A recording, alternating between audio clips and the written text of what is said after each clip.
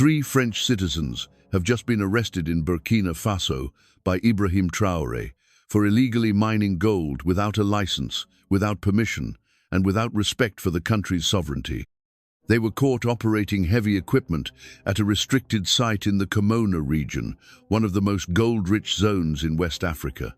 They thought no one would notice, but the government did. And in today's Burkina Faso, under the leadership of President Ibrahim Traoré, unauthorized foreign mining is not just illegal, it's a direct attack on the nation's dignity.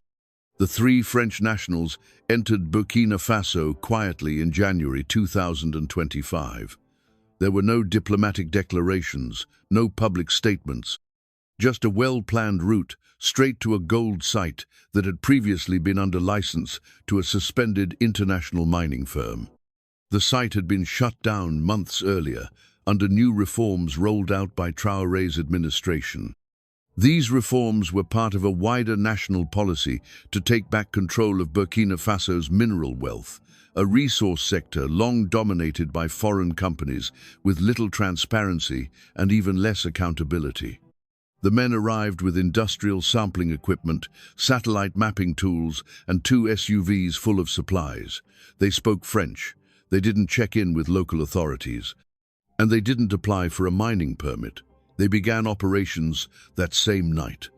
But what they didn't know was that local villagers had been informed of their rights. Under Traoré's reforms, communities near mining zones were trained to report unauthorized activity. Posters were distributed. Meetings were held. The message was clear. Burkina Faso's gold is not to be stolen in silence. When the 3 men began digging, word spread fast. A group of elders and youth from the nearby village of Beki notified the local administrative officer. Within hours, security services had verified the report and escalated it to Ouagadougou. President Ibrahim Traoré was briefed early the next morning. His response was immediate. "No negotiation," he reportedly told aides. "This is not business, this is theft. Arrest them. Make the law visible." Traoré authorized a special operations team to move into Komona, quietly, without spectacle. Security forces arrived at the site before sunrise. The men were already working, collecting soil samples and loading gear onto one of their trucks.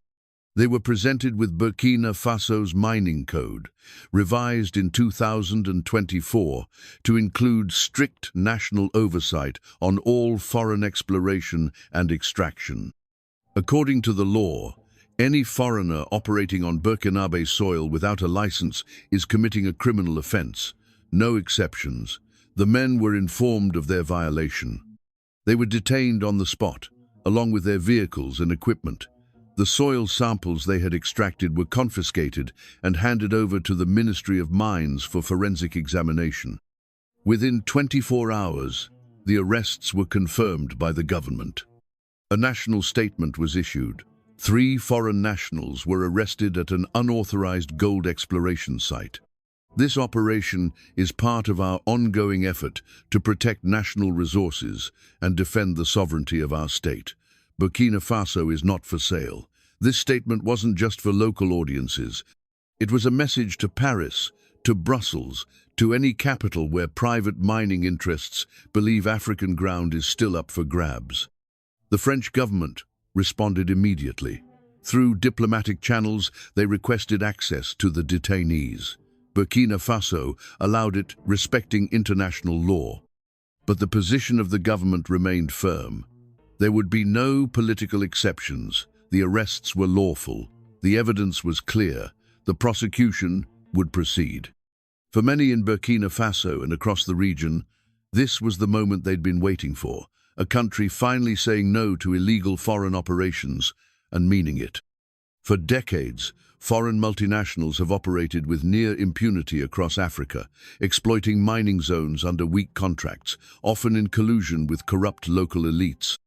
In Burkina Faso alone, it's estimated that billions of dollars worth of gold have been exported with minimal returns to the national economy. Under Traoré's leadership, that era is ending.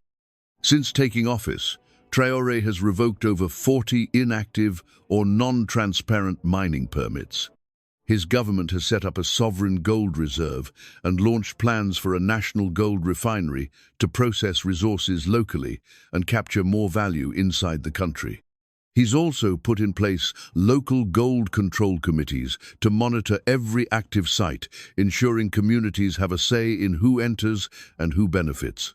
The arrest of the three Frenchmen wasn't just an isolated incident. It was proof that these policies are being enforced not just in paperwork, but on the ground. What happened next? The three men were charged with illegal resource exploitation, environmental violation, and failure to comply with national registration requirements. They were questioned, provided legal counsel, and held under administrative custody pending investigation. After diplomatic coordination, Burkina Faso allowed their deportation, but only after they surrendered all the data and materials collected during their illegal activity. Their equipment was seized, their passports marked. Their employer, a private French exploration firm with no registered presence in Burkina Faso, was blacklisted from future operations. Traoré's administration made one thing clear: if you want to do business here, do it the right way. Otherwise, stay out. The arrest was celebrated across social media in West Africa. From Dakar to Bamako, from Niamey to Accra, people posted photos of Traoré with captions like, "A leader who protects what belongs to us. This is what sovereignty looks like. Africa is waking up." This is more than a policy shift. It's a psychological one. For years, many Africans have felt that their governments are too afraid or too compromised to stand up to foreign powers, that their wealth can be extracted, repackaged, and resold without their consent. But when three foreign nationals are arrested for violating national law and the country doesn't back down, it sends a different message: the game has changed.